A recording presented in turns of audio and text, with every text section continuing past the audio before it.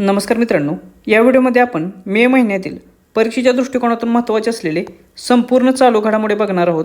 यातील प्रत्येक प्रश्न हा परीक्षेच्या दृष्टिकोनातून महत्त्वाचा आहे, त्यामुळे व्हिडिओ कोठेही स्किप न करता शेवटपर्यंत बघा। 1 मे 2026 रोजी controller General of defence accounts म्हणजेच CGDA म्हणून कोणी पदभार स्वीकारलेला आहे? तर याचं उत्तर आहे अनुग्रह नारायण दास हे। Controller General of Defence Account ही नेमणूक परीक्षेच्या दृष्टिकोनातून खूप महत्त्वाची आहे। याच्यावरती परीक्षेत प्रश्न विचारले जातात, त्यामुळे हे नाव लक्षात ठेवा। देशातील पहिली कागदविरहित राज्य न्यायव्यवस्था म्हणून कोणत्या राज्याच्या न्यायव्यवस्थेला घोषित करण्यात आले? तर देशातील पहिली कागदविरहित म्हणजेच पेपरलेस न्यायव्यवस्था म्हणून सिक्कीम या राज्याची न्यायव्यवस्थेला घोषित करण्यात आलेला आहे। त्यामुळे पर्याय क्रमांक 1 हे याचं योग्य उत्तर असेल। आणि ही जी घोषणा आहे ती कोणी केली असा देखील प्रश्न येऊ शकतो।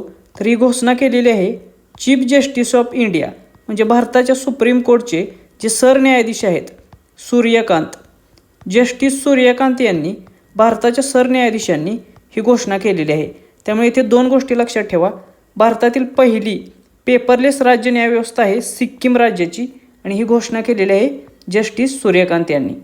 वर्ल्ड प्रेस फ्रीडम डे कोणत्या दिवशी साजरा केला जातो? तर दरवर्षी 3 मे या दिवशी वर्ल्ड प्रेस फ्रीडम डे हा साजरा केला जातो। त्यामुळे पर्याय क्रमांक 1 हे याचे योग्य उत्तर असेल। आता याची थीम काय होती 2026 या दिवशीची? तर 2026 3 मे या दिवशीची वर्ल्ड प्रेस फ्रीडम डे याची थीम होती shaping a future of peace. त्यामुळे ही थीम देखील लक्षात ठेवा। कधी कधी परीक्षेमध्ये दिवस न विचारता त्या वर्षाची थीम विचारली जाते। भारतीय शास्त्रीय संगीतातील योगदानासाठी 13व्या सूरज्योत्स्ना राष्ट्रीय संगीत पुरस्कार 2026 मध्ये कोणाला सन्मानित करण्यात आले? तर संगीत क्षेत्रातील हा एक महत्त्वाचा अवॉर्ड आहे, याच्यावरती देखील प्रश्न विचारले जातात। तर सूरज्योत्स्ना राष्ट्रीय संगीत पुरस्कार 2026 मध्ये सुमित्रा गुहा आणि पंडित लक्ष्मण कृष्णराव पंडित यांना सन्मानित करण्यात आलेला आहे। त्यामुळे हे नाव लक्षात ठेवा। आता हा पुरस्कार सोहळा जो पार पडला तो कोठे पार पडला? तर हा सोहळा नवी दिल्ली या ठिकाणी पार पडला। त्यामुळे हे ठिकाण लक्षात ठेवा। हा पुरस्कार यंदाचा कितवा होता? तर हा 13वा पुरस्कार सोहळा होता। परीक्षेत आपल्याला हा पुरस्कार कोणाच्या स्मरणार्थ दिला जातो याच्यावरती देखील प्रश्न विचारले जातात। तर लोकमत सखी मंचचे जे संस्थापक होत्या जोशना डरडा यांच्या स्मरणार्थ हा पुरस्कार सुरू करण्यात आलेला आहे। त्यामुळे हे देखील लक्षात ठेवा, लोकमत परिवारातर्फे हा पुरस्कार दिला जातो। लडाख या केंद्रशासित प्रदेशात किती नवीन जिल्ह्यांना मंजुरी देण्यात आलेली आहे? तर आपल्याला माहीत आहे की लडाख हा जो नवीन केंद्रशासित प्रदेश निर्माण करण्यात आलेला आहे याच्यामध्ये पूर्वी किती जिल्हे होते? तर याच्यामध्ये पूर्वी फक्त 2च जिल्हे होते, मात्र आता अजून 5 जिल्ह्यांना मंजुरी देण्यात आलेली आहे। त्यामुळे पर्याय क्रमांक 3 हे याचे योग्य उत्तर असेल। आता याबद्दल अधिक माहिती आपण बघूया की हे जे लडाख आहे केंद्रशासित प्रदेश याचे उपराज्यपाल विनय कुमार सक्सेना यांनी लडाखमध्ये 5 नवीन जिल्ह्यांच्या निर्मितीला मंजुरी दिलेली आहे। मग हे 5 नवीन जिल्हे कोणकोणते असणार आहेत? तर नुब्रा, श्याम, चांगथांग, झास्कर आणि द्रास हे 5 नवी जिल्हे असतील। त्यामुळे आता जिल्ह्यांची संख्या ही 2 वरून 7 एवढी झालेली असेल। मग याच्यापूर्वी कोणकोणते जिल्हे होते? तर याच्यापूर्वी फक्त लेह आणि कारगिल हे 2च जिल्हे लडाखमध्ये होते, पण सध्या यांची संख्या 7 एवढी झालेली असेल। अलीकडे चर्चेत असलेले विक्रम-1 रॉकेट हे कोणत्या भारतीय खाजगी अंतराळ कंपनीशी संबंधित आहे? तर विक्रम-1 हे जे रॉकेट आहे ते संबंधित आहे स्कायरूट एरोस्पेस या कंपनीशी। त्यामुळे पर्याय क्रमांक 4 हे याचे योग्य उत्तर असेल। आता ही जी स्कायरूट एरोस्पेस संस्था आहे ही कुठली संस्था आहे? तर ही आहे हैदराबादमधील संस्था आणि हे एक स्टार्टअप आहे एरोस्पेसशी संबंधित असलेले। आणि या स्टार्टअपने भारतातील पहिले खाजगीरित्या विकसित केलेले ऑर्बिटल रॉकेट तयार केलेलं आहे आणि त्याचे नाव आहे मग विक्रम-1। आणि हे जे रॉकेट आहे ते लो अर्थ ऑर्बिटमध्ये लहान उपग्रह वाहून नेण्यासाठी डिझाईन करण्यात आलेलं आहे। म्हणजे जे कमी उंचीवरच्या ऑर्बिटमध्ये जे लहान लहान उपग्रह म्हणजे 300 ते 350 किलोग्रॅम वजनाचे उपग्रह वाहून नेण्यासाठी डिझाईन करण्यात आलेलं आहे। त्यामुळे या विक्रम-1 या सॅटेलाईटचे नाव देखील लक्षात ठेवा, त्याचबरोबर या कंपनीचे देखील नाव लक्षात ठेवा। सिप्रीच्या 2026 अहवालानुसार 2025 मध्ये भारत जगातील सर्वात मोठा संरक्षण खर्च करणारा कोणत्या क्रमांकाचा देश बनला?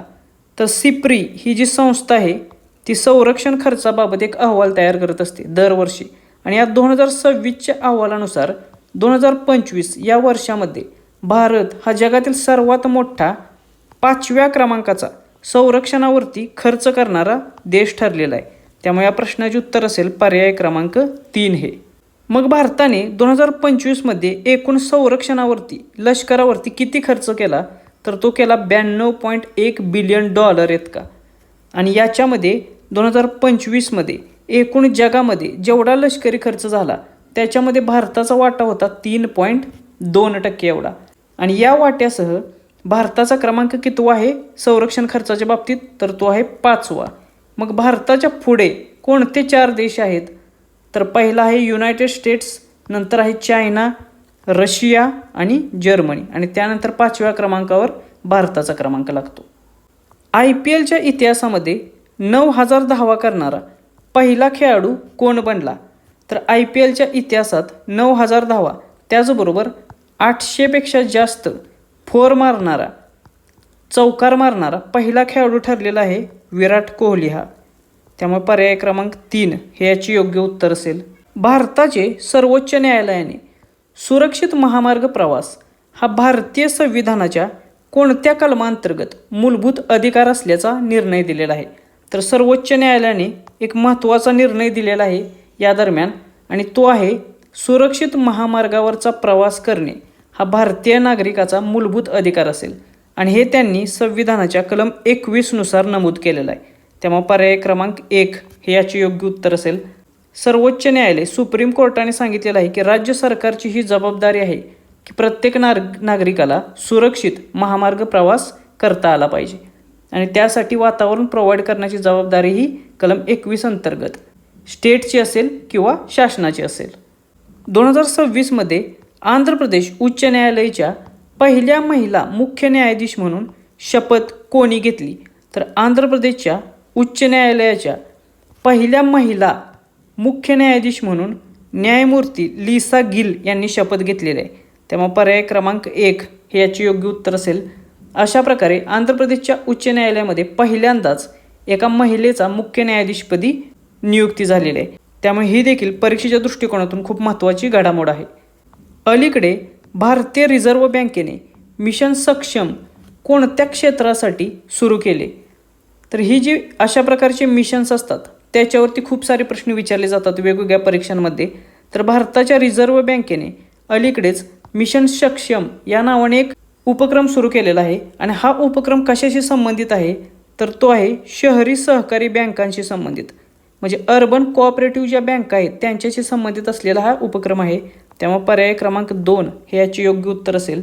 हा उपक्रम कशासाठी आहे मिशन सक्षम? तर शहरी सहकारी बँका ज्या आहेत त्यांना सक्षम बनवण्यासाठी, त्यांना मजबूत करण्यासाठी हा उपक्रम सुरू केलेला आहे. मुंबईमध्ये प्रतिष्ठित business reformer of the year 2025 या अवॉर्डने कोणत्या मुख्यमंत्र्यांना सन्मानित करण्यात आले? तर business reformer of the year 2025 हा अवॉर्ड मिळालेला आहे N. चंद्रबाबू नायडू या आंध्र प्रदेशच्या मुख्यमंत्र्यांना. त्यामुळे पर्याय क्रमांक 4 हे याचे योग्य उत्तर असेल. आणि हा अवॉर्ड सोहळा कोठे पार पडला? तर तो मुंबई या ठिकाणी आयोजित करण्यात आलेला. तमिळनाडूचे मुख्यमंत्री म्हणून कोणी शपथ घेतली? तर नुकत्याच काही राज्यांच्या निवडणुका झाल्या विधानसभेच्या, आणि त्याच्यामध्येच तमिळनाडू हे एक राज्य होतं, आणि त्यामध्ये तमिळनाडूचे मुख्यमंत्री म्हणून C. जोसेफ विजय यांनी शपथ घेतलेली आहे. त्यामुळे पर्याय क्रमांक 1 हे याचे योग्य उत्तर असेल. मग यांचा पक्ष कोणता असा देखील परीक्षेमध्ये प्रश्न येऊ शकतो. तर तमिळगा व्हेट्री कझगम या नावाने त्यांचा पक्ष आहे. TVK हा त्याचा शॉर्ट फॉर्म आहे. त्यामुळे हा पक्ष देखील लक्षात ठेवा, आणि त्यांचे नाव देखील लक्षात ठेवा. ईशांक सिंग अलीकडे चर्चेत असलेले खालीलपैकी कोणत्या कामगिरीशी संबंधित आहेत? तर ईशांक सिंग हे जे नाव आहे ते सध्या चर्चेत होते, आणि हे कशाशी संबंधित आहे? तर पालची समुद्रधुनी पार करणारा सर्वात तरुण जलतरणपटू म्हणून ईशांक सिंग यांच्या नावाची चर्चा आहे. त्यामुळे पर्याय क्रमांक 3 हे याचे योग्य उत्तर असेल. हे जे ईशांक सिंग आहेत ते कुठले आहेत? तर ते आहेत झारखंडमधील रांची या ठिकाणचे, आणि यांचे वय फक्त 7 वर्षाचे आहे. 7 वर्षाचा सर्वात तरुण जलतरणपटू आहेत हे. की ज्यांनी पालची सामुद्रधुनी पार केलेली आहे आणि याच्यामध्ये सुमारे 29 किलोमीटरचे अंतर जे श्रीलंकामधील तलाई मन्नार ते भारतातील धनुषकोडी या दरम्यान त्यांनी पोहत पार केलेलं आहे आणि हे 29 किलोमीटरचे अंतर त्यांनी फक्त 9 तास 50 मिनिटांमध्ये पूर्ण केलेले आहेत वयाच्या 7व्या वर्षी. त्यामुळे हा देखील परीक्षेच्या दृष्टिकोनातून खूप महत्त्वाचा प्रश्न असेल, कारण हा जागतिक विक्रम देखील आहे. अलीकडे चर्चेत असलेले रोहित जैन यांची कोणत्या संस्थेच्या उपगव्हर्नर डेप्युटी गव्हर्नरपदी नियुक्ती करण्यात आलेली आहे? तर दिलेल्या पर्याय बघता डेप्युटी गव्हर्नर हे पद फक्त रिझर्व्ह बँक ऑफ इंडिया याच्याशी संबंधित असते. त्यामुळे पर्याय क्रमांक 3 हे याचे योग्य उत्तर असेल. रोहित जैन यांची नुकतीच भारतीय रिझर्व्ह बँकेच्या डेप्युटी गव्हर्नरपदी उपगव्हर्नरपदी नियुक्ती करण्यात आलेली आहे. त्यामुळे ही नियुक्ती लक्षात ठेवा. अलीकडेच नेपाळ देशाने भारताकडून कैलास मानसरोवर यात्रा कोणत्या खिंडीमार्गे आयोजित केल्याबद्दल आक्षेप नोंदवला?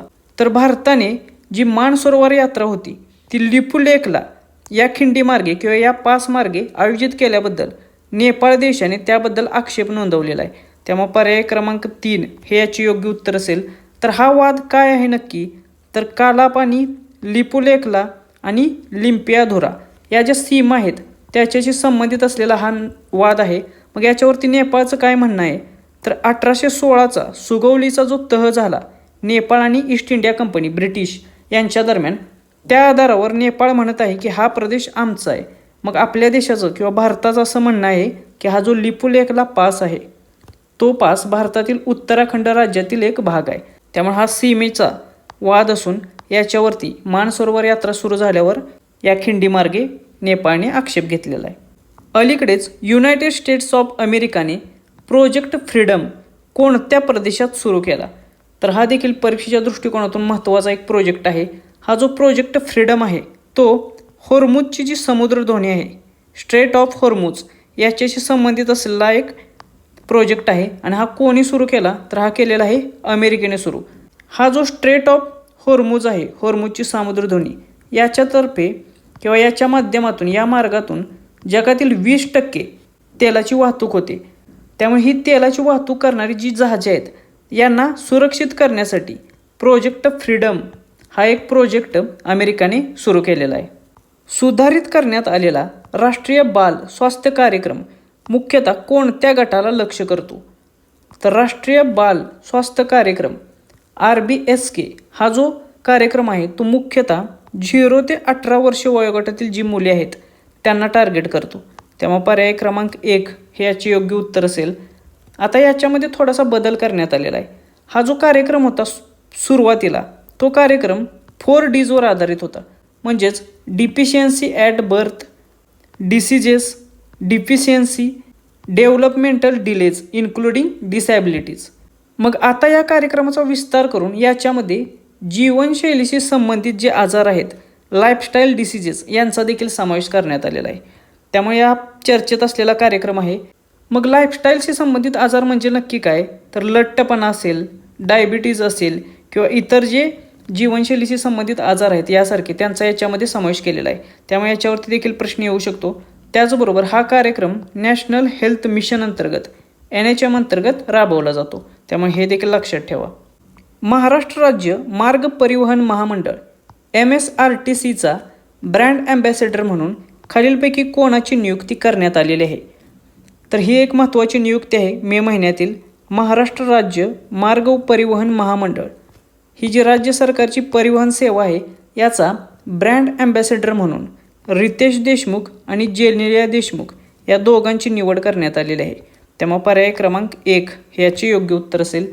ते या MSRTCचे ब्रँड ॲम्बॅसेडरमधून साधारणतः पुढची 5 वर्षे काम करतील. ऋतिका श्री यांनी भारतातील पहिल्या ट्रान्सजेंडर पंच बनून कोणत्या खेळात इतिहास रचला? तर ह्या ऋतिका श्री ह्या भारताच्या पहिल्या ट्रान्सजेंडर पंच ठरलेले आहेत क्रिकेट या खेळामधील. त्यामुळे पर्याय क्रमांक 3 हे याचे योग्य उत्तर असेल. रिपोर्टर्स विदाऊट बॉर्डर्स यांनी प्रसिद्ध केलेल्या वर्ल्ड प्रेस फ्रीडम इंडेक्स 2026 मध्ये भारताचा क्रमांक किती आहे? तर हा रिपोर्ट नुकताच जाहीर झालेला आहे. हा कोण जाहीर करतं? तर रिपोर्टर्स विदाऊट बॉर्डर ही संस्था जाहीर करते. हा जो वर्ल्ड प्रेस फ्रीडम इंडेक्स 2026 आहे तो खूप महत्त्वाचा आहे आणि याच्यामध्ये भारताचा क्रमांक आहे 157वा. त्यामुळे पर्याय क्रमांक 3 हे याचे योग्य उत्तर होते. 2025चा जो रिपोर्ट होता त्याच्यानुसार भारताचा क्रमांक होता 151वा. तो अजून घसरून 2026च्या या रिपोर्टनुसार 157वा झालेला आहे. म्हणजे 180 देशांमध्ये भारताचा क्रमांक 157वा आहे वर्ल्ड प्रेस फ्रीडम इंडेक्सनुसार. मग याच्यामध्ये पहिल्या क्रमांकावर कोण आहे, कोणता देश आहे असा देखील परीक्षेत प्रश्न विचारला जातो. तर पहिल्या क्रमांकावर असलेला देश आहे नॉर्वे हा. त्यामुळे हा पहिल्या क्रमांकावरील देश देखील लक्षात ठेवा. अलीकडे भारताने सर्वात मोठा पाण्याखालील राष्ट्रीय ध्वज फडकवून गिनीज वर्ल्ड रेकॉर्ड कोणत्या ठिकाणी प्रस्थापित केला? तर भारताने 60 मीटर बाय 40 मीटर साधारणतः एवढ्या आकाराचा मोठा पाण्याखालील राष्ट्रीय ध्वज फडकवून गिनीज वर्ल्ड रेकॉर्ड केलेला आहे. आणि हा रेकॉर्ड त्यांनी अंदमान निकोबार बेटांमधील राधानगर बीच या ठिकाणी केलेला आहे. त्यामुळे पर्याय क्रमांक 4 हे याचे योग्य उत्तर असेल. प्रसार भारतीचे नवीन अध्यक्ष म्हणून कोणाची नियुक्ती करण्यात आलेली आहे? तर ही देखील एक खूप महत्त्वाची संस्था आहे परीक्षेच्या दृष्टिकोनातून. आणि या प्रसार भारतीचे नवीन चेअरमन म्हणून प्रसून जोशी यांची नियुक्ती झालेली आहे. त्यामुळे पर्याय क्रमांक 2 हे याचे योग्य उत्तर असेल. अलीकडे चर्चेत असलेला सिनबॅक्स 2 हा द्विपक्षीय लष्करी सराव भारत आणि कोणत्या देशामध्ये आयोजित केला जातो?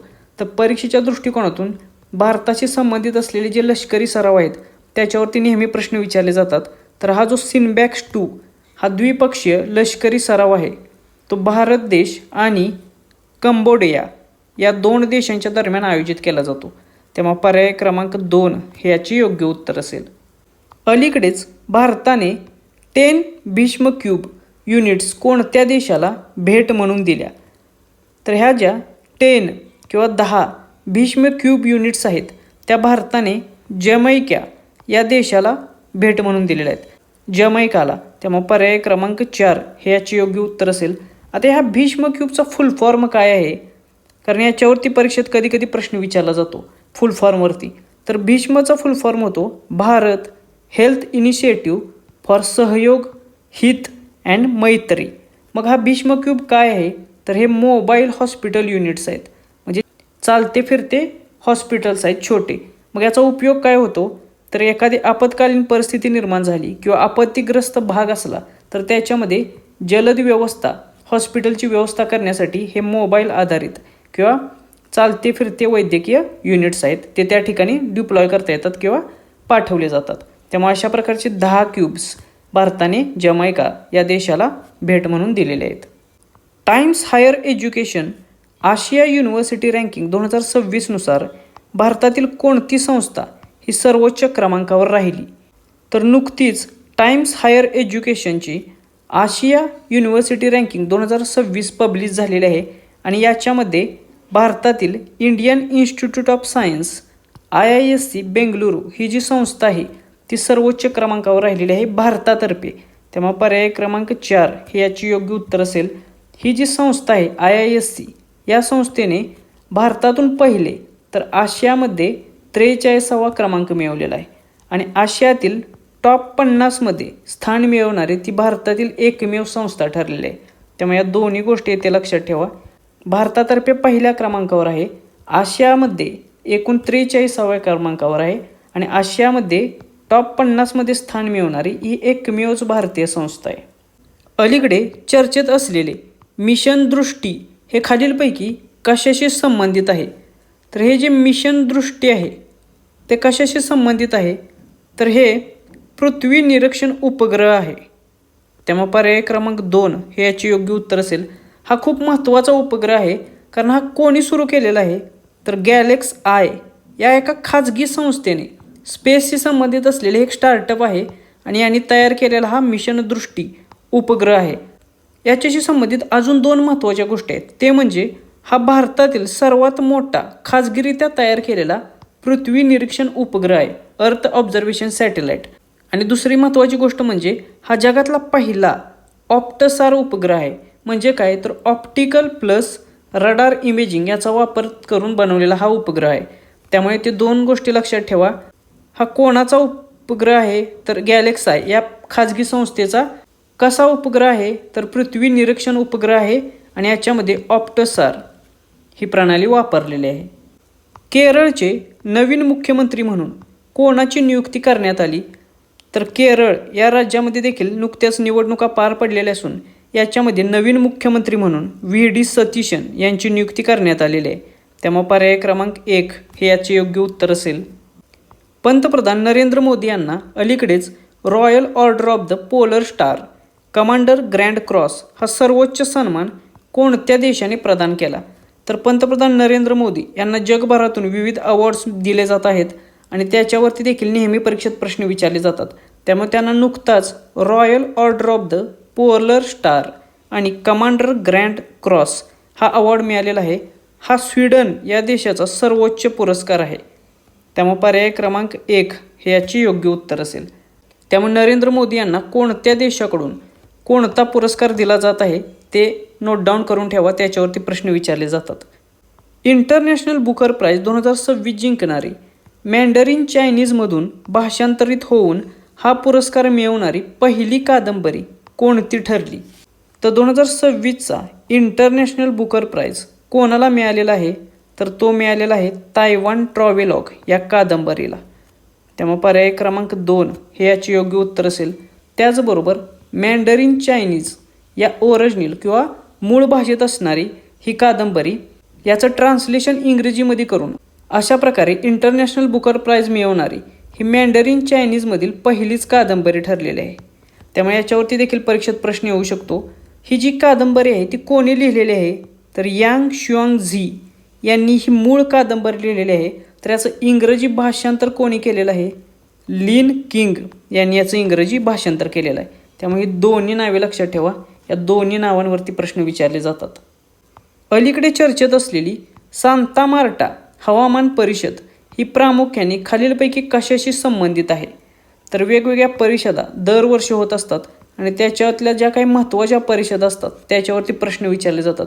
तर त्यापैकीच ही एक महत्त्वाची परिषद आहे, कारण ही जी सांता मार्टा हवामान परिषद आहे ती कशाशी संबंधित होती तर जीवाश्म इंधनांपासून दूर जाण्याचं संक्रमण म्हणजे ट्रान्झिशन अवे फ्रॉम फॉसाईल फ्यूल, जीवाश्म इंधनांपासून दूर जाण्यासाठी अल्टरनेटिव्ह मार्ग ठरवण्यासाठी ही सांता मार्टा क्लायमेट कॉन्फरन्स होती. त्यामुळे याच्यावरती प्रश्न येऊ शकतो. पर्याय क्रमांक 4 हे याचे योग्य उत्तर आहे.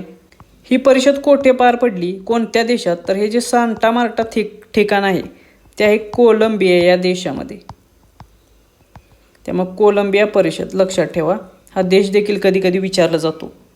6 मे 2026 रोजी Central Board of Film Certification CBFCचे नवीन अध्यक्ष म्हणून कोणाची नियुक्ती करण्यात आली तर ही देखील एक महत्त्वाची संस्था आहे central Board of Film certification आणि याचे नवीन अध्यक्ष नवीन चेअरपर्सन म्हणून शशी शेखर वेंपट्टी यांची नियुक्ती झालेली आहे.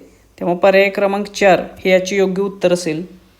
अलीकडेच केंद्रीय आरोग्य मंत्रालयाने सुरू केलेले जननी हे डिजिटल प्लॅटफॉर्म कोणत्या क्षेत्राशी संबंधित आहे तर आरोग्य मंत्रालयाने सुरू केलेले हे प्लॅटफॉर्म असल्याने ते आरोग्याशी संबंधित असेल.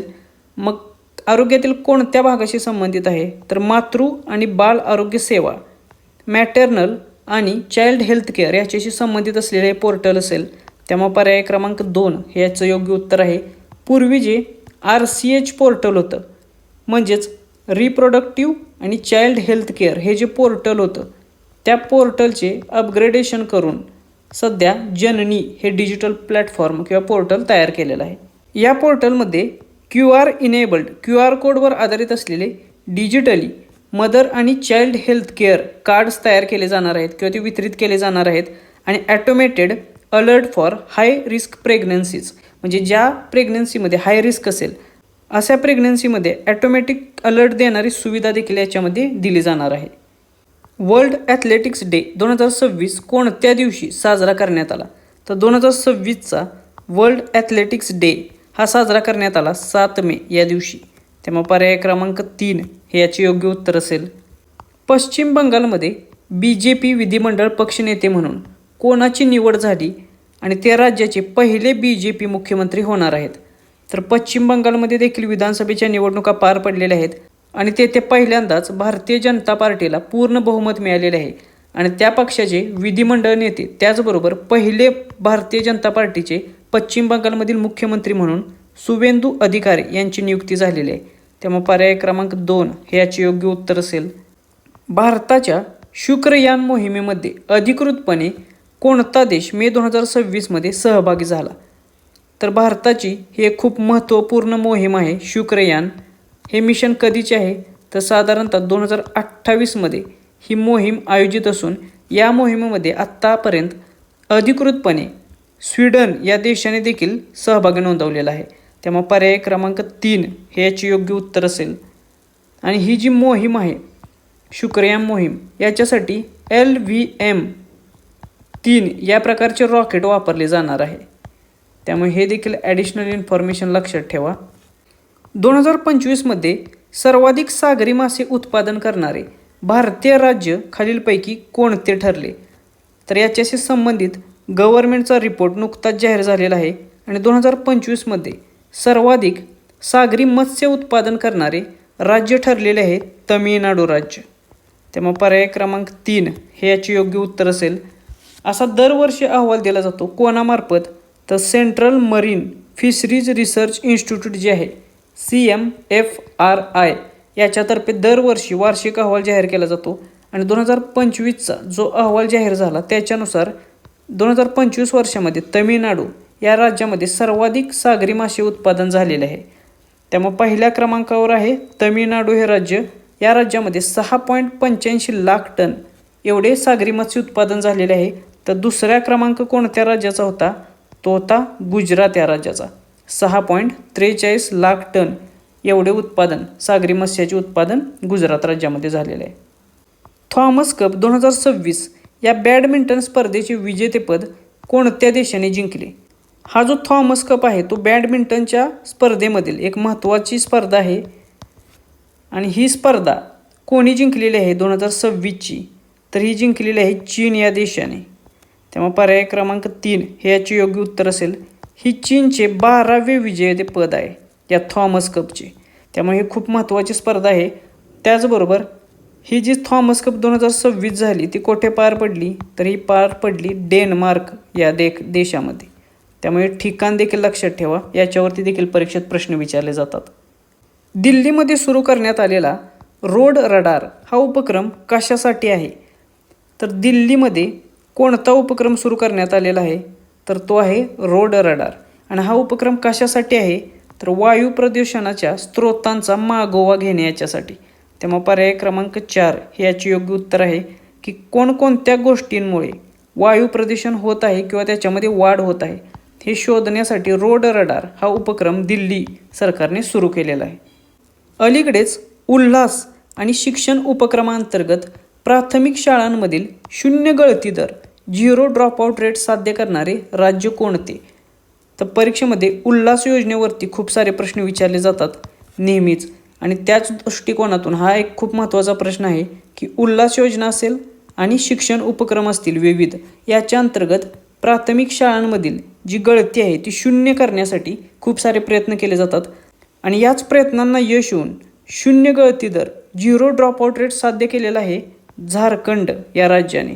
त्यामुळे पर्याय क्रमांक 3 हे याचे योग्य उत्तर असेल. पुदुच्चेरीचे मुख्यमंत्री म्हणून विक्रमी 5व्यांदा कोणाची नियुक्ती करण्यात आली? तर पुदुच्चेरी या केंद्रशासित प्रदेशाचे मुख्यमंत्री म्हणून विक्रमी 5व्यांदा निवड झालेली आहे एन रंगासामी यांची. त्यामुळे पर्याय क्रमांक 2 हे याचे योग्य उत्तर असेल. ते कोणत्या पक्षाचे आहेत? तर ते आहेत ऑल इंडिया NR काँग्रेस. त्यामुळे त्यांचा पक्ष देखील लक्षात ठेवा.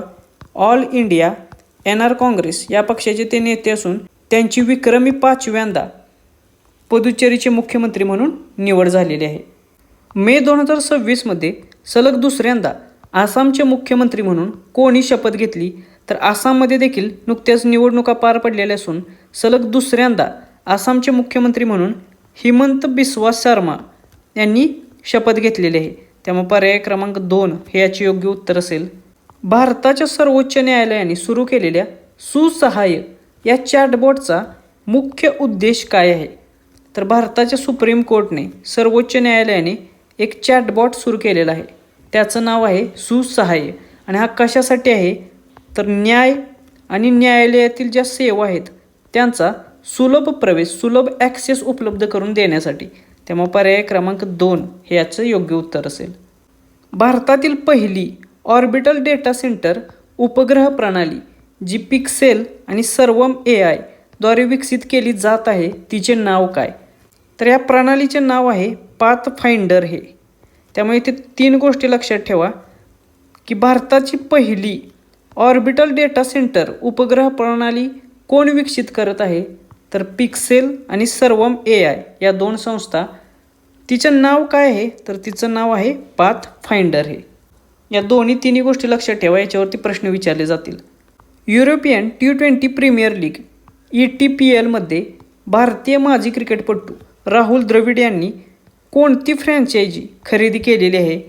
तर IPL प्रमाणेच युरोपियन T20 प्रीमियर लीग देखील आहे आणि याच्यामध्ये राहुल द्रविड यांनी डब्लिन गार्डियन्स ही फ्रँचायझी खरेदी केलेली आहे. याचे ते ओनर्स असतील. त्यामुळे पर्याय क्रमांक 3 हे याचे योग्य उत्तर असेल. आणि या डब्लिन गार्डियनचा कर्णधार कोण असणार आहे? तर तो असणार आहे रविचंद्रन अश्विन, भारताचा क्रिकेटपटू. त्यामुळे हे नाव देखील लक्षात ठेवा. हा या संघाचा कर्णधार म्हणून काम करणार आहे.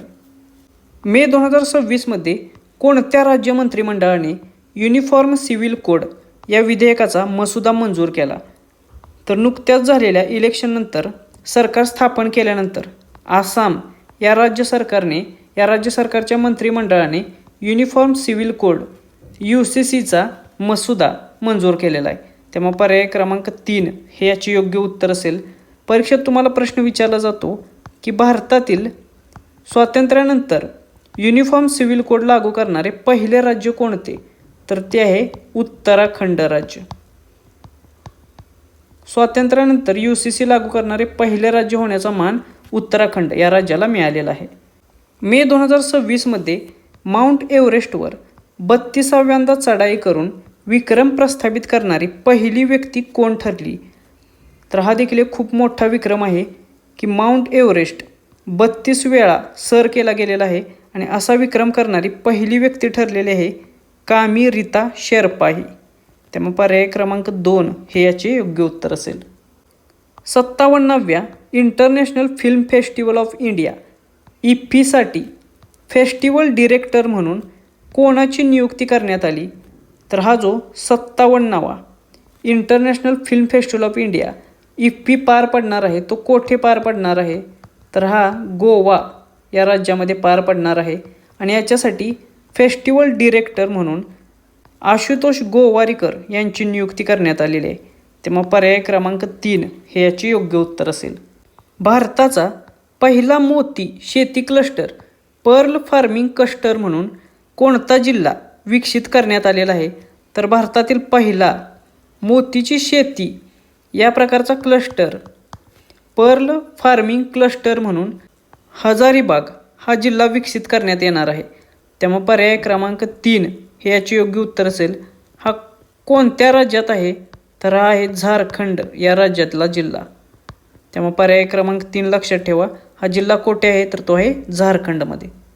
भारताची पहिली लघु आणि मध्यम उद्योग व्यावसायिक सेमीकंडक्टर चिप उत्पादन युनिट कोणत्या राज्यात स्थापन करण्यात आलेले आहे? तर अशा प्रकारे SME म्हणजे लघु आणि मध्यम उद्योगांची व्यावसायिक सेमीकंडक्टर चिप उत्पादन युनिट राजस्थान या राज्यामध्ये स्थापन करण्यात येणार आहे आणि हे अशा प्रकारचे पहिलेच युनिट असणार आहे. त्यामुळे पर्याय क्रमांक 1 हे याचे योग्य उत्तर असेल. पंतप्रधान नरेंद्र मोदी यांना Grand Cross of the Royal Norwegian Award of Merit हा सन्मान कोणत्या देशाने प्रदान केला? तर अजून एक अवॉर्ड मेमध्ये नरेंद्र मोदी यांना हा जाहीर झालेला आहे आणि हा अवॉर्ड दिलेला आहे नॉर्वे या देशातर्फे. हा जो अवॉर्ड आहे Grand Cross of the Royal Norwegian Award of the Merit, हा अवॉर्ड विविध राज्यांचे जे परदेशी राष्ट्रप्रमुख किंवा सरकार प्रमुख आहेत त्यांना नॉर्वे सरकारकडून दिला जातो. त्यामुळे पर्याय क्रमांक 3 हे याचे योग्य उत्तर असेल.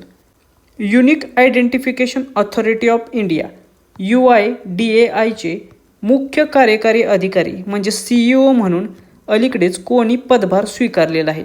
तर ही एक खूप महत्त्वाची संस्था आहे गव्हर्नमेंटची, Unique Identification Authority of India, आणि याची मुख्य कार्यकारी अधिकारी म्हणून सौरभ विजय यांनी पदभार स्वीकारलेला आहे. त्यामुळे पर्याय क्रमांक 3 ह्याची योग्य उत्तर असेल. ही देखील नियुक्ती लक्षात ठेवा.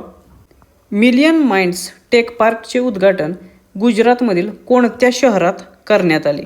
तर हा एक महत्त्वाचा टेक पार्क आहे भारतामधील, मिलियन माइंड्स टेक पार्क, आणि याचे उद्घाटन अहमदाबाद या गुजरातमधील शहरात करण्यात आलेलं आहे. त्यामुळे पर्याय क्रमांक 2 हे याची योग्य उत्तर असेल. स्क्वाड्रन लीडर सानिया या भारतीय वायुसेनेतील खालीलपैकी कोणती पात्रता मिळवणाऱ्या पहिल्या महिला ऑफिसर ठरल्या? अशा प्रकारे पहिल्या महिला या प्रकारच्या ज्या गोष्टी असतात त्याच्यावरती नेहमी प्रश्न विचारले जातात. त्यामुळे खूप महत्त्वाची इम्पॉर्टंट अशी घडामोड आहे.